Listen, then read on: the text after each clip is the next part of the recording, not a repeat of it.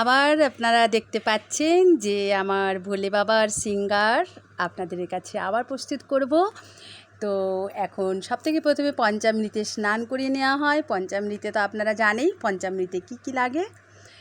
তো শ্রাবণ মাসের যে সোমবার একটা বিশেষ দিন হয়, সেটা মনের মধ্যে একটা প্রফুল্লতা আলাদা থাকে যে আজকে শিব পূজা বিশেষভাবে করতে হবে বা শিবের শৃঙ্গার করতে হবে। যেহেতু ভোলে বাবা এত বড়, মানে ভোলে বাবার যে লিঙ্গটা এত বড় এত সুন্দর যে শৃঙ্গার না করলে তো সোমবারে শৃঙ্গার না করলে মন একবারে মানে না। তো আজ মহাদেবের মহাকালের রূপ মানে শৃঙ্গার করা হবে। তো আপনারা দেখতেই পাচ্ছেন।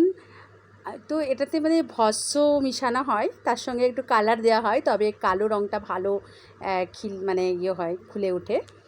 তো বাবার আজকে মহাকালের শৃঙ্গার করা হচ্ছে, আপনারা দেখুন। আর এই শৃঙ্গারের মধ্যে আমি তো আগেই বলেছি যে চালের গুঁড়ি দিয়ে সব কিছু মিশ্রণ, ঘি, কর্পূর সব কিছু মিশিয়ে করা হয়।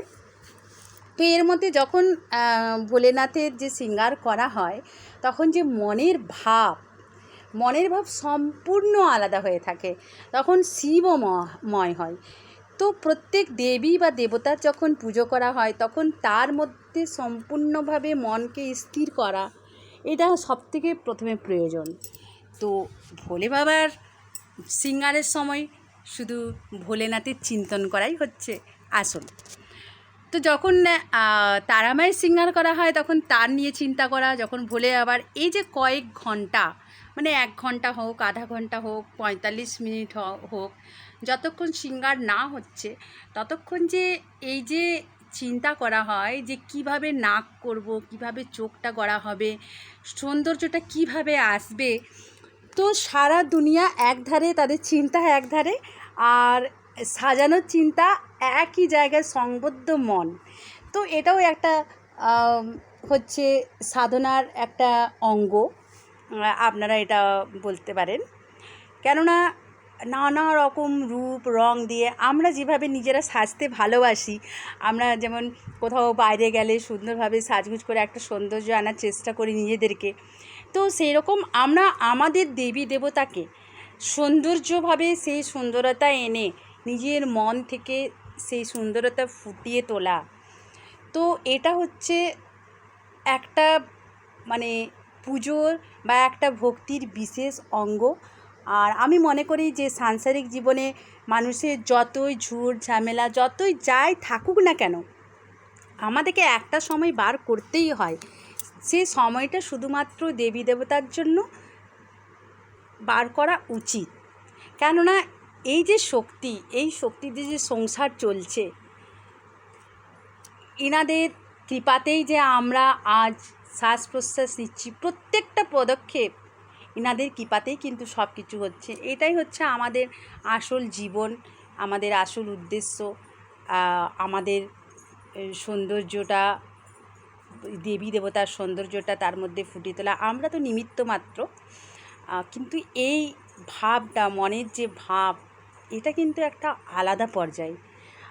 কোনো দিন আপনি যখন আপনার যখন সময় থাকে তখন আপনার মনে হয় যে হ্যাঁ, আমি আজকে খুব সুন্দরভাবে সাজাই আমার ঠাকুর ঘরকে, আমার মন্দিরকে, বা যেমন এই ছোটো মোটো ফটো হোক বা যাই হোক।